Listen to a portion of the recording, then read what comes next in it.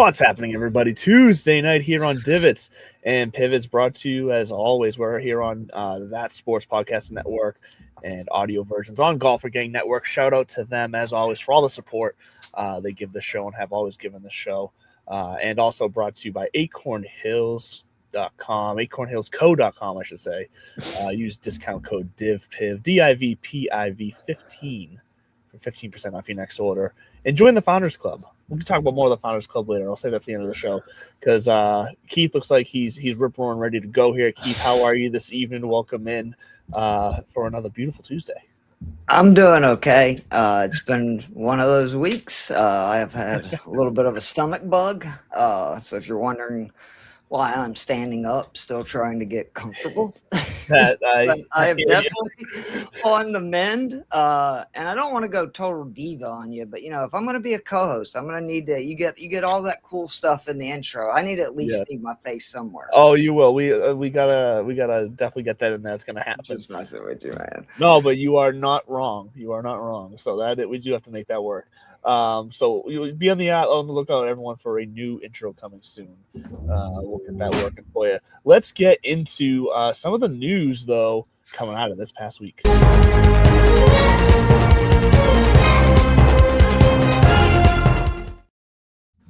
So we had the AT&T Pebble Beach, but even before we get to that, we had another tournament finish up before that, all the way out in Australia. Yes, I am going to actually talk positively about the Live Adelaide tournament, because if there is one tournament they have gotten right on that tour, the Adelaide one, you can't take that from them. They love it out there in Australia, so whatever, enjoy it. But the bigger story, Anthony Kim, he gets a win again, finally. And yes, I'm not a fan of Live. You all know that. Whatever, fan or not, the comeback story of Anthony Kim, how can you not cheer for that?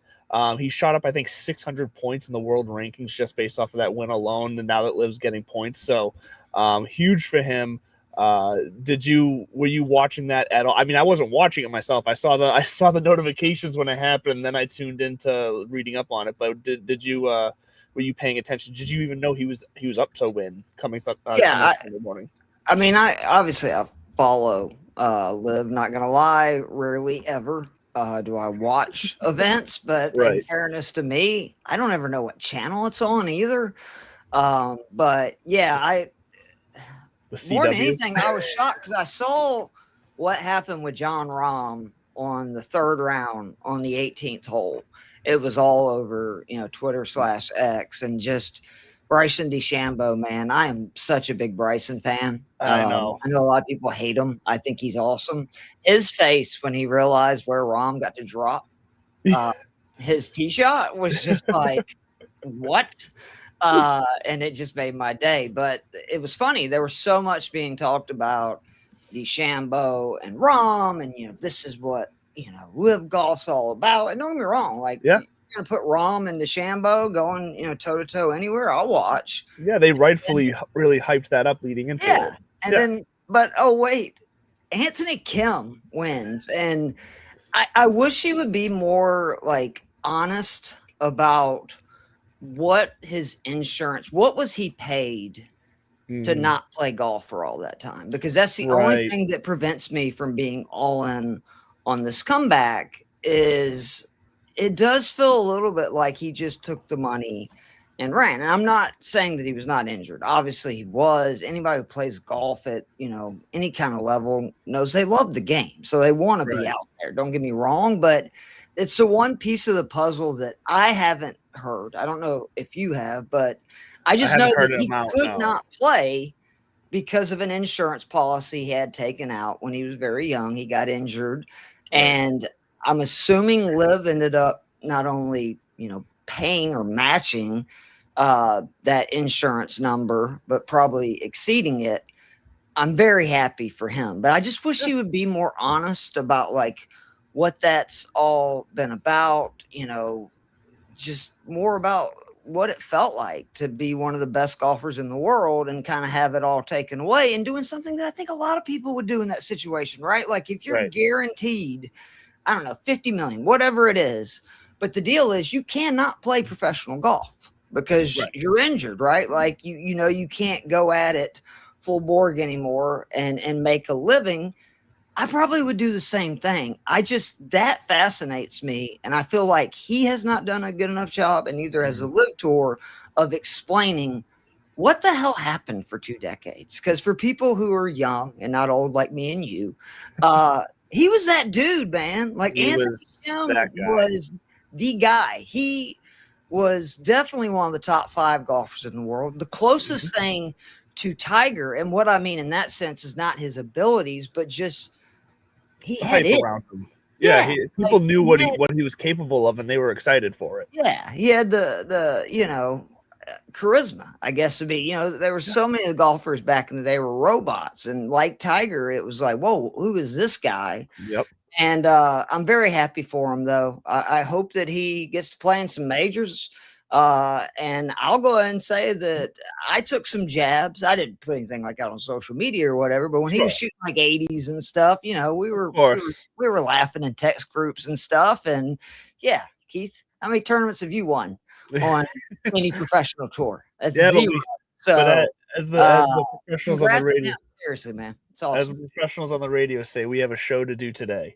That's right. So we talk about what's relevant, and there was times where that was relevant. But no, obviously, you wish for the best for him. I think there was more than even just I don't remember all the story, but I do remember there being more to why he was gone than just the insurance policy as well. I think there was a lot of stuff going on there, and I feel like there was like a very mini documentary or interview that he gave about it, but he went in some depth about it.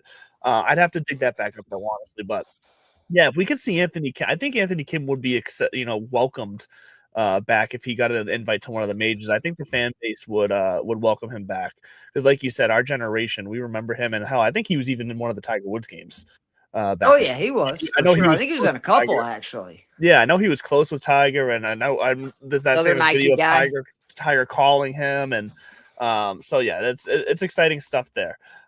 Someone else who the fans just can't get enough of, and he is starting to do his own thing here, is Scotty Scheffler, just being inevitable.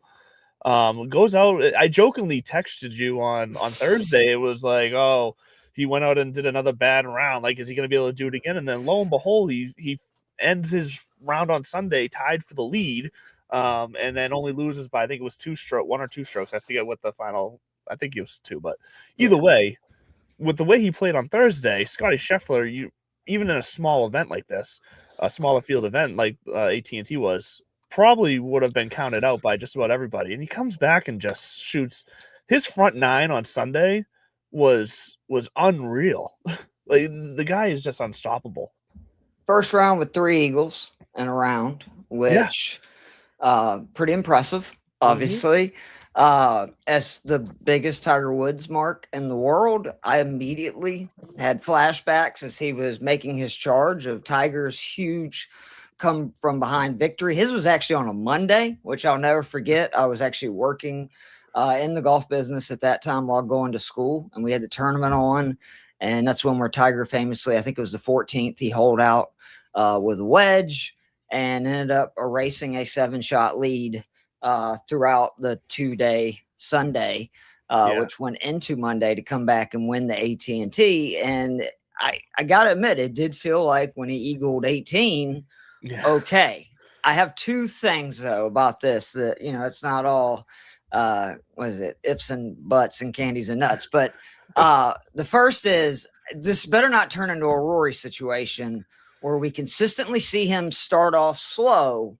Yeah. And then what I call the backdoor top 5s, which Rory, no disrespect to big Rory fans, but he is the king of the backdoor top 5, where it's like, if you just would have had a good first round, God, how many more majors would he have at this point? Like a lot. I mean, he has dusted the field in the 3 rounds after that. And a lot of times ending the Super Bowl.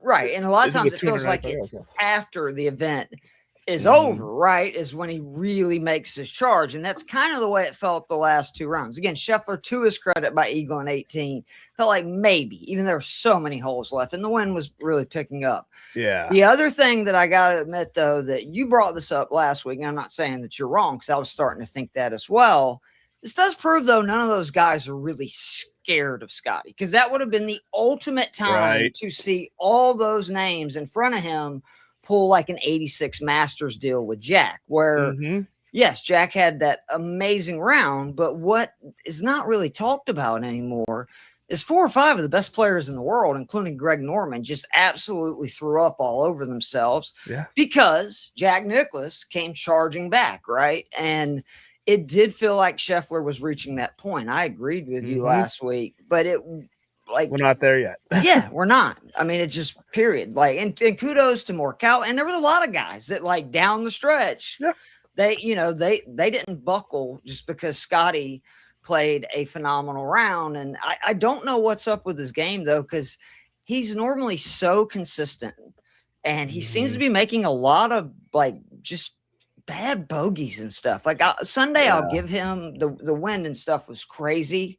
A lot of the guys were hitting shots. You were just like, what the hell? And you remember they're playing like 30-mile-an-hour winds. Exactly. But the Thursday round, both for the last 2 weeks, he doesn't even look like the guy that he then is for the next 3 rounds at all. And I don't know what is going on, because it's not even like one facet of his game. It's just not very sharp. Yeah, just everything. Yeah, I don't know if it's a preparation thing. Is he changed his routine? He's trying to get used to a new routine, and it just hasn't clicked yet. Who knows?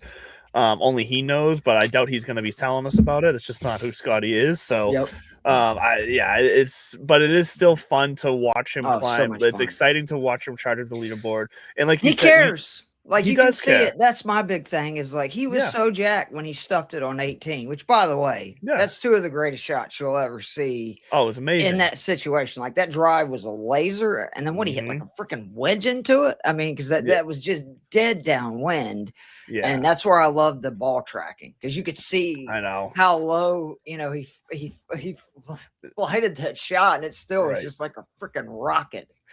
I know it was 100% fun to watch, and we'll get to this week, but obviously he's back in the field this week again for another signature event. So we'll see if there's a pattern for him. Like you said, I hope we don't, because then eventually what we saw, that was like with Rory.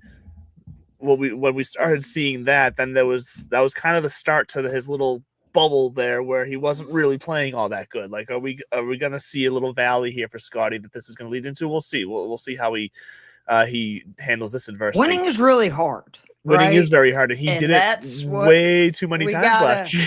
I keep reminding people, and they're like, "Oh, he's gonna have this many," and I'm like, Tiger Woods. By the time he was Scheffler's age, I think already had 9 majors and like 45 wins. Okay, yeah, it was unreal. And I mean, if you think about it, he had 70 something. By the time basically the Thanksgiving fiasco happened and stuff, that was 2009. So he would have been like 32 years old. Yeah. And obviously, he's still the GOAT in my opinion, but you never know when it's going to end, because I think everybody's kind of like Mike Tyson, that like once you get knocked out, it's hard. Like, you kind of feel invincible, and then all of a sudden you realize that you're not. Yep. And you start to think about things differently, and it's changed in a game like golf. Man. In a game like golf, it changes it for you. Someone that things did change for, though, Collin Morikawa, like you mentioned before, coming in with a win. Let's be honest, Collin Morikawa had a rough year last year, not just on the golf course with his performance, but specifically last year, I feel like he had a tough PR year last year. On this show, I don't like an entitled brat. We were not fans of Collin Morikawa on this show. I'd still am curious to see how this year goes for him, but I will say this was a step in the right direction to get to start his hero era, not because of the win, but because how humble, gracious, and just like he didn't mind taking questions from the media after the round, which was my big complaint about when he made that speech. I go, so let me get this straight. Yeah. So if that's your attitude when you win a tournament, I don't want to see you up there smiling, thanking people, because you don't need the media, right? Like, that's not part of your job. It was, oh God, I couldn't. Yeah, that was one of the dumbest things. And then to double down on it was just, I don't know who was his PR person, but they should have been fired. Well, and maybe they have been. We'll see. We'll see what we get out of Collin going forward here now. But this is a start in the right direction for Collin. Do you know it had been almost 3 years? Like, I did not realize it had been that long. I actually did, because Yeah, because when we were getting into him and really ripping him apart last year on the show, I was looking and said, because one of my points Not was, like why do you think you can act like this when you ain't done crap? So, but he's quietly got off to a great start. Win aside from a stats standpoint, he's been a very consistent kind of guy at most of the strokes gained stats that we look at for DFS value and all that. Like still one of the he's best been ball up there. strikers on the planet. Like if he can He putt, is. like he's another one of those guys that when his putter is on, good Yeah. luck. Because he Right, will and ball strike you to death. yes, and that is still definitely the weak spot of his game. And right now, I think actually he might have even still barely lost strokes last week on the green and still won because his I know ball for the striking was season it's outrageous. rough. He's like 140th or something in Yeah. strokes gained putting. I think he's in the hundreds in strokes gained around the green. I'm pretty sure he the was tee to green ball striking approach. Yeah. It's like all top 10 basically. I'm pretty sure this past week he won with still a slight negative strokes gained putting, because I believe I heard a stat where it was 2 weeks in a row now, because Chris Gotterup also did it at the Waste Management, where the winner has actually lost strokes putting. So something to keep an eye on going forward too. So we'll see. But Colin Morikawa, yeah, he's someone that we both definitely missed last week. Neither one of us. I did have him in my cheat sheet. I will admit. Okay. He was horses I didn't remember if you horses had mentioned him on the show. I didn't mention him on the show. Okay. But that's why you got to go read, my That's fair. articles and cheat sheets. But it was just from his track record at that venue. He had an unbelievable track record. Well, then we'll say and that's why I do that, right? Like it is. I always believe it's important. That's why in my categories I have like my core guys for DFS, horses for courses, and then like the cheap plays, the bargain plays, or whatever. And if somebody has a record like he did, which I believe he had 4 top 6 finishes in like the last 7 times he had played there, that's at least worth mentioning or knowing. Now, did I use him in any of my DFS lineups? Hell no. But, yeah, exactly, because you still couldn't trust the eye test. Yep. Damn right. And I get that, but so Colin Morikawa, we'll give him a half miss since you ended up having him in your article. But some other guys that I just don't remember us even talking about last week. Minwoo Lee, Sam Burns, Patrick Cantlay, Tony Finau, all Lee I did mention last week, but the rest of those I couldn't remember you mentioning him, so we'll give him a half too. I know I didn't have him anywhere in my stuff. But those are guys that ended up finishing top 10, top 20, and played pretty consistently all week too. Minwoo Lee, I will say, came up almost. Didn't even see him coming up the leaderboard at all, and then all of a sudden Sunday he's right there. I was like, wait a minute, where did he come from? Was I just he actually did a Scotty where, if I remember correctly, he didn't have a very good first round. Yeah, and then really turned it on, and he's another guy that's just fascinating to me. All the talent in the world. I know. Call me stupid. I didn't know that his sister is she's LPGA star. She's a lot better than him. So I mean, she definitely has more accolades than he does. He's Reggie Miller of golf. Yeah, she's quite fascinating. He's a really good, golfer. But how fun would it be for your sister to be the better, person at that sport? Right. Well, they talked about on the I think it was the last Full Swing. He was on there, and they talked about him, and they interviewed us. Like they did a whole part about the two of them together. So I would say we missed them, and then guys that I know I personally got wrong. Finished below where I was kind of expecting them to, was definitely Michael Thorbjornsen finally came back down to earth in a hard way this past week. Brian Campbell also, he's not someone that I've been on recently, but he felt like a kind of a dart throw, dark horse this past week, but he was down towards the bottom too. Daniel Berger as well. Berger murdered crapped his pants. I had him in a lot of DFS. He was in every lineup. And I mean, literally, he was the difference between me cashing, and because I think I did 5 lineups last week, cashed in 1, and all the other ones I had really solid lineups. But when you have the guy that's dead freaking last, it's hard to make up for that. So I still love you, Berger. He's got a ton of game and stuff. Still been playing good. He killed me, and I mean, it's just so funny how many times that happens, where you can be so on about a tournament. But then the one guy, because I usually try to be pretty consistent in my lineups, is something the great Dave Eddy at Fantasy Six Pack has taught me, is like, don't spread out your lineups. That's not the right method. Like even in single entries, You need to try to have really good weeks. It's okay to have a lot of weeks that you lose. You just want to make sure you take advantage of the weeks that you're right. And the way you do that is a smaller player pool where you'll have, say, 3-4 guys that you're just going to put them basically in every lineup. And then you know, sprinkle in like the other 2 or 3. Yeah, you change a little bit up. Yep. And of course, Berger, literally the only player I had every lineup this week. And I really think he finished dead last in the event. So you might be right. Keith. Yeah, you might be right there. The guy that did that to me more so that I was too overexposed on in my core was Denny McCarthy.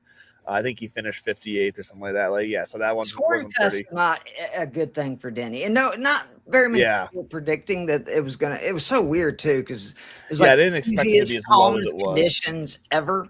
The first 3 rounds, and then the 4th round, it was like they were in the movie Twister. So that was kind of interesting, but. McCarthy he's one of those guys, his game is just not made for scoring fest. He's great when it's really difficult. And, because again, he's so good on and around the greens. He rarely makes bogeys and stuff. But if you weren't making birdies last week and Eagles, hell, Scheffler had 3 in his final round, you were getting lapped.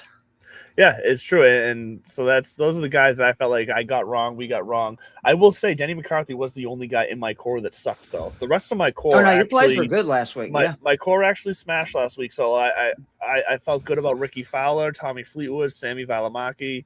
I know Henley was I guess you can call Henley slightly disappointing because a lot of people were picking him to win last week. And he didn't, obviously. He's another guy, though, that if it turns into a scoring fest, that's not his ammo either. Right. Like, he's just a really good golfer who doesn't make mistakes and is just solid. He doesn't have like that 5th gear that, and that's what again, Scotty Scheffler showed on Sunday that it's like, Rory again is the king of this. It's like, oh crap. If I want to actually have a chance to win this, I'm going to have to go at every flag.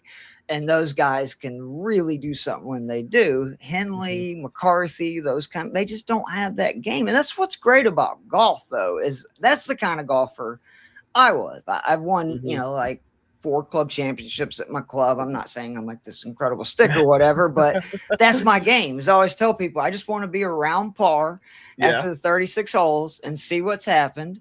And, 3 of the 4 years, even has won the tournament that I've won it. And I feel like that's what's so great about on the Pro Tour, too, is depending on what goes on in the tournament, the best golfer in the field does not win, obviously, every week. It's just so rare to other sports where typically the best team always ends up, winning or one of the best teams. And in golf, it's just there's so many factors, and it's one of the many reasons I love the sport so much. Yeah, I 100% agree. So overall, we had a fairly good week at the AT&T. We hope to keep that going this week with the Invitational, the Genesis Invitational coming up at Riviera. The famed return back to Riviera after we had Torrey Pines last year because of the unfortunate wildfires. But, that was nuts. It was. But let's get into some course breakdown for this week.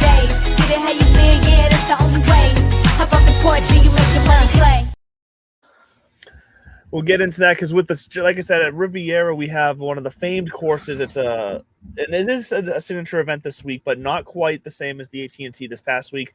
It was a no. Can you explain that to me? Why was there no cut last week, but there is a cut this week? They're both signature events. I can't figure what the hell they're doing here. Yeah, I honestly don't know the reason, but I know there's 3 signature events that do still have a cut, this being one of them.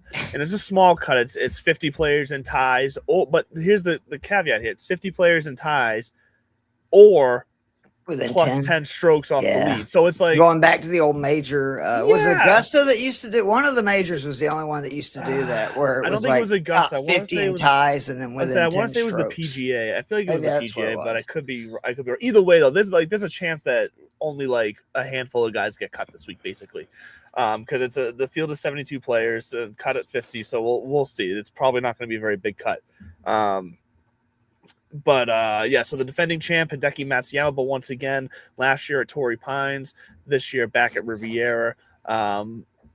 Different. Ludwig actually won last year. At that's right. I'm sorry. Yeah, Hideki you're was right the about last one Hideki. He is the defending champ for at this Riviera. venue. Yeah. Yeah, that's right. I knew I was going to mess that up, and I told myself that earlier. Yeah, Ludwig won last year at Torrey Pines. But when it comes to Riviera, it's a par 71. It is 7,300 yards, almost 74. So it is considered a long course. And we get those POA greens, which are a bit inconsistent with the path that your ball takes on them. They're fast. And they want them to play so firm and bumpy. fast. Yeah, but that's the thing. The bumpiness is like you don't always get the same the same line. As the day goes on, too, I hate Moana greens. They're so maddening.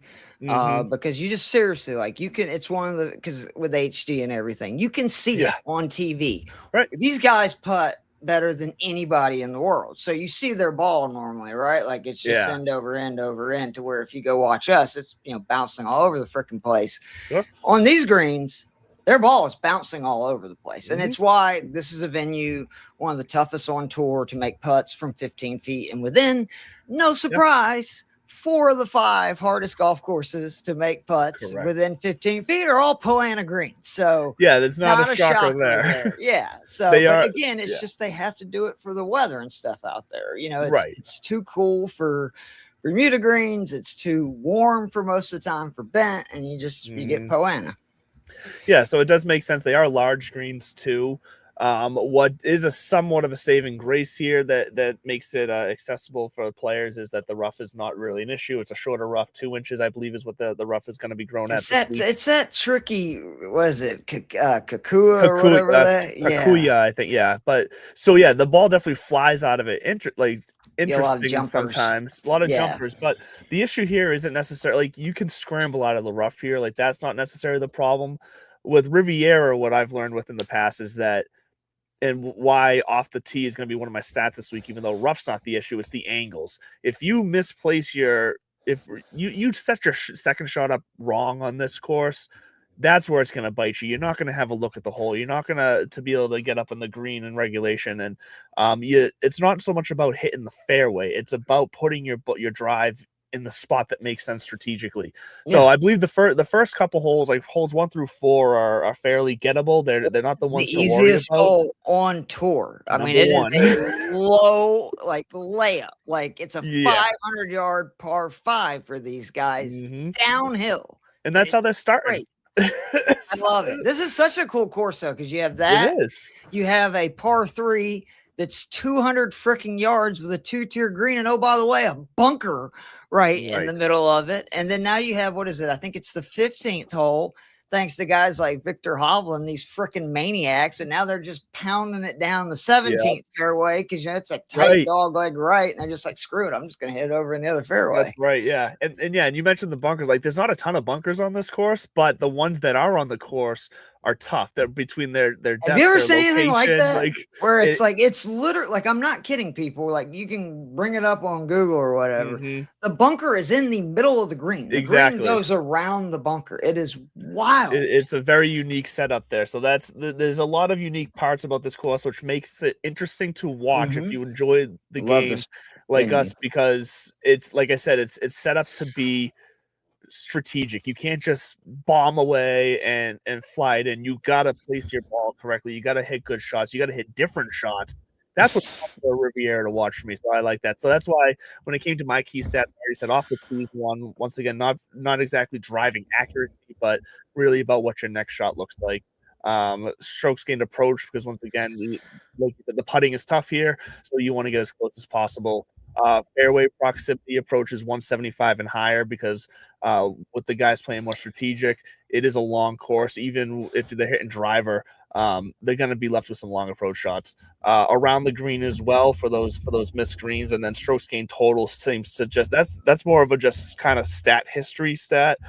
Strokes gained total just seems to be very relevant with winners in the past and top 10. So strokes game total in general is something that I was also tracking with my model this week. Do you have any other stats that you're tracking there, or do you agree with those, or would just leave any out? Really, again, I think that you're on to something with the drives. I'm using this week good drives gain, like the percentage. I think that's most important. This is a less than driver venue for a lot It of these is. guys, because Mhm. it's one of those that the closer you get to the green, the tighter the fairways get. So Correct. it's actually better hitting back 75% of your approaches are going to come from 150 or further, and Right. 50% of those are going to come from 150 to 200 yards. So Right. like I'm hammering guys, hello Siwoo Kim, who Right. excel.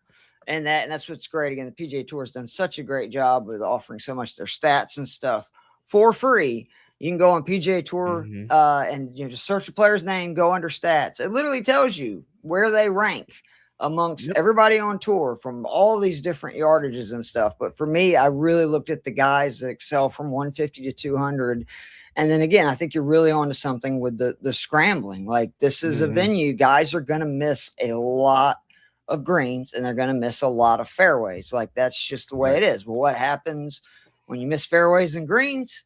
You got to scramble your ass off or you're not Mhm. going to play well. And you look at it, the cut, even with it, being an elevated signature event every year over par, makes it to Yeah. the weekend. This is a very difficult course. I think Yeah. We're like not going to be seeing outside of the 21 under again major, this week. no, you would definitely not hear. I think that really, maybe with the exception of Jack's Place, and if the conditions are tough at Bay Hill, they're the only two venues that I think can compare with this one in the sense of just a true test. To your point, where and ironically, the two greatest players in the history of the game, neither one of them ever won here. And they both Right. played it a lot, which is very wild. Like, I think you can actually look venues at Tiger and Jack. I think it's like if they played it at least 10 times, one Mhm. of them has won that venue, Yeah. a tournament there. Neither one of them ever won here. Mhm. But you look at the names that have, it's just a who's who of some of the greatest players ever. It is. So that's yeah, you nailed yours as well in there. And I think for the most part we are thinking, looking at our core players here, we are thinking roughly the same. I know we both do have Siwoo Kim in Oh, our yeah. core this week, which he's playing amazing right now. And then when you pair that with this just setting up for him perfectly, this type of course, it's hard to He stay away follows the from. script from last week, right? You just said it with Exactly. Morikawa, where he did not actually putt that great, but he just ball struck it so well. It Yeah. didn't matter. And this is the kind of venue Siwoo can do the exact same. And I keep saying this, Mhm. he can't have bad putting weeks every week. Like if he No. continues to hit it this solid, we all know this. You all have the buddy that's a really, good ball striker and they just can't putt. But man, the day that cup gets a little bit bigger, they go low. And I Yeah. keep waiting that for Siwoo because he is just putting on a clinic right now with his ball striking. You look at like every metric across the board, tee to green, ball striking, approach, even off the tee, accuracy. Like Siwoo has turned into one of the best, just pure stripers of the golf ball on the planet. Well, and it's also not even, it doesn't even necessarily have to be that his putting turns on. This is one of those weeks where everyone else's putting could turn Yep. off. Yep. And all of a sudden his ball striking is just a massive advantage if he's one of the few that can actually put it within 5 feet on a lot of these holes. So that's why Siwoo Kim is in my core. I think it just sets up for him. Another guy I have in my core, which I'm following the horse for the course kind of thinking here, is Homa. Max Homa. Exactly. Max Homa's in my core. And this is, you look back at his, so obviously, once again, not last year because it was Torrey Pines, but in 2024, T16, 23, he was second, 2022, 10th. He won it in 21. He was fifth in 20. So like California kid, man. Yeah, he loves these California courses. Right, and we even last or 2 years ago when he was in a little bit of a rough patch, we had said like this is the Came type out of of course nowhere. that gets him back on track. It's somewhat worked for a little bit, I still think that I still think Homa is that type of guy this week. He's comfortable on Poa Greens. That's what he puts the Right. best on, and he's a And great he looked, driver of the golf ball still. Which again, we talked about. That's going to be a huge factor this week. yeah, and I want to double check. He looked he looked fairly decent.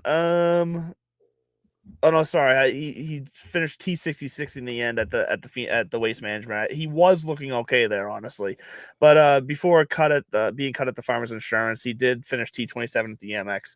Why I don't understand why he didn't play in Pebble either, because he right. stride. I mean, if you look at, I think read somewhere it's like almost 50% of his career earnings on the PGA Tour have been in the state of California. Yeah, and it's like 75% of his wins.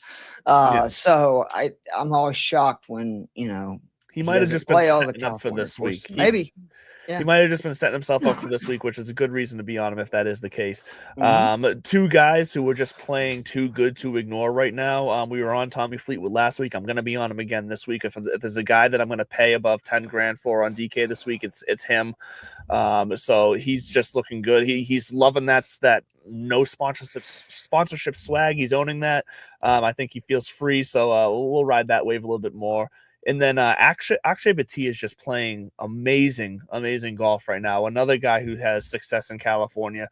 Can we get into his putter while we're here?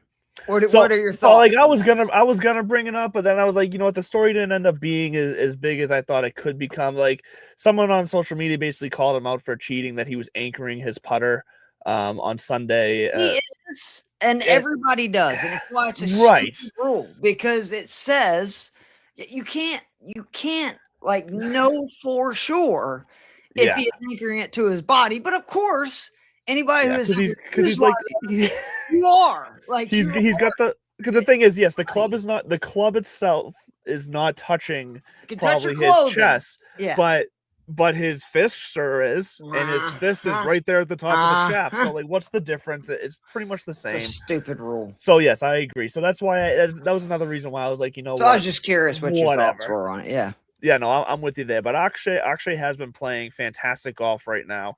And he's another guy that his history here at Riviera.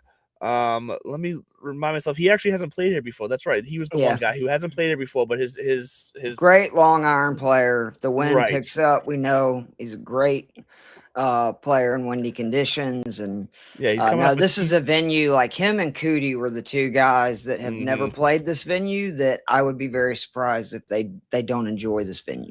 Right, and he coming off a T6 and a T3, 2 straight top 10s. You got to love that. And then the last guy in my core is Jake Knapp, someone who's flying up the leaderboard. Another California kid. I see what you're doing here. The California golf is one of those. It's just one of those waves that it's why it's called it's part of why it's called the West Coast swing, because there are just guys who beginning of the year on that California swing, like they're relevant, and then they fade off when we start hitting the Texas. It's like the Texas guys. There's also guys that are from Texas that they thrive on all those courses. Right. But no, you're right. I mean, and this is again a venue that I think we said this last week when talking about him. I did not know until I really started following him. He is so good on and around the greens, and the thing everybody knows is obviously hits the ball 400 miles. So that's what everybody's paying attention to. But you look, the dude can roll the rock, man. He can. And he grew up not far from Riviera. So yes, he's not played it on the PGA Tour. We have he's played it. But he's 100% played the course. And let me just quickly run through his year so far, because in January and February so far, T11 at the Sony, T5 at the Farmers, 8th at Waste Management, and T8 last week at Pebble. Like, that's fantastic run he's on right now. He's feeling it, and he's close to home now this week. Are you kidding me? Jake Knapp, 8,600. I feel like if you're paying up for Tommy Fleetwood, like you're gonna probably skip over most of the 9K range, where unfortunately Siwoo Kim is. But Jake Knapp seems just like a must play for me. So that's my core. Who are some of the guys other than Siwoo that you have in your core? Because I know you got a few others. So Morikawa again. Everything from last week. The only concern I have is coming off a win, and again he's not a very good putter and has not been great around the greens, but if he hits it like he has been, he's going to be in contention. Hideki obviously won here last time they hosted it at this venue.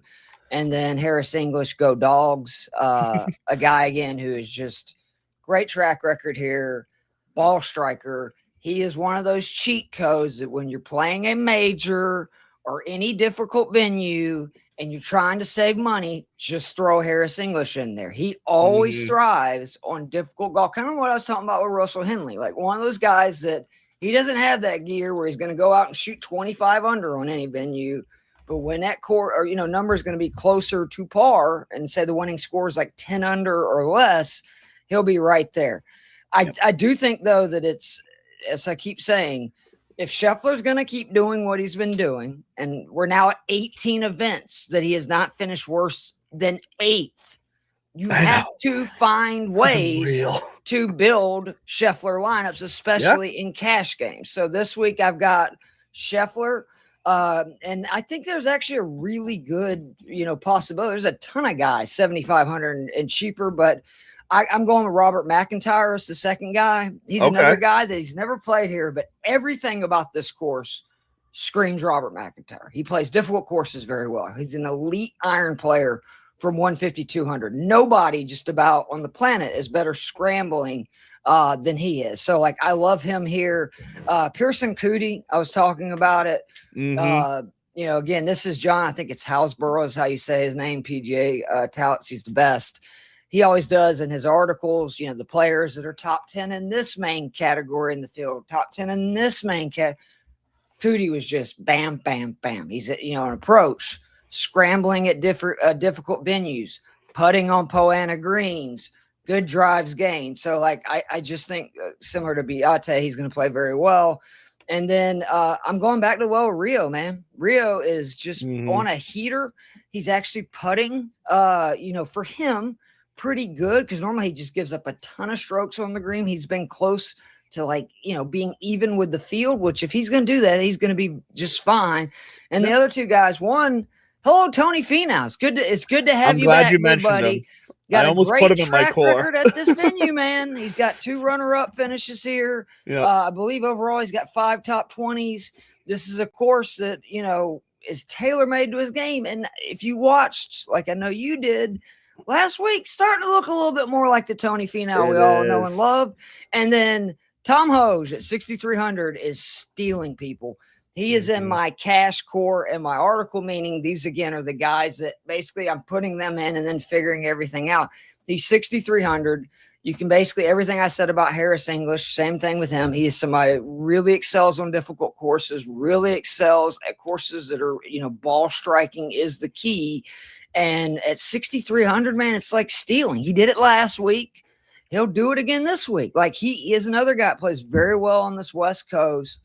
And at 6,300, man, I like him to top 10. I like him to top 20. You're getting great odds on both of those.